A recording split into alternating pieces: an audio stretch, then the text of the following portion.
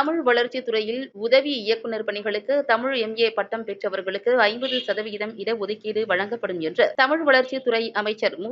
சாமிநாதன் தெரிவித்தார். பொள்ளாச்சி உடுமலை சாலையில் உள்ள கண்காணிப்பு பொறியாளர் அலுவலக வளாகத்தில் ரூபாய் 4.28 லட்சம் மதிப்பில் கட்டப்படும் பரம்பிக்குளம் ஆழியார் பாசன திட்ட நினைவு மணி மண்டப பணிகளை அமைச்சர் மு. சாமிநாதன் ஆய்வு செய்தார். இந்த ஆய்வின் போது பாராளுமன்ற உறுப்பினர் ஈஸ்வரன் உள்ளிட்ட அதிகாரிகள் உடனிருந்தனர். பின்னர் செய்தியாளர்களிடம் பேசிய அமைச்சர், பரம்பிக்குளம் ஆழியார் பாசன திட்டம் செயல்படுத்த காரணமாக இருந்த முன்னாள் முதல்வர் காமராஜர், முன்னாள் மத்திய அமைச்சர் சுப்பிரமணியம், சட்டமன்ற உறுப்பினர்கள் VK பழனிசாமி, N மகாலிங்கம் உள்ளிட்டோரின் நினைவாக இந்த மணி மண்டபம் கட்டப்படுகிறது. தமிழ் வளர்ச்சித்துறையில் தமிழ் MA தமிழ் போன்ற பட்டப்படிப்பு முடித்தவர்களுக்கு TNPSC மூலமாக உதவி இயக்குநர்கள் நியமனம் இதுவரை அப்படி இல்லை.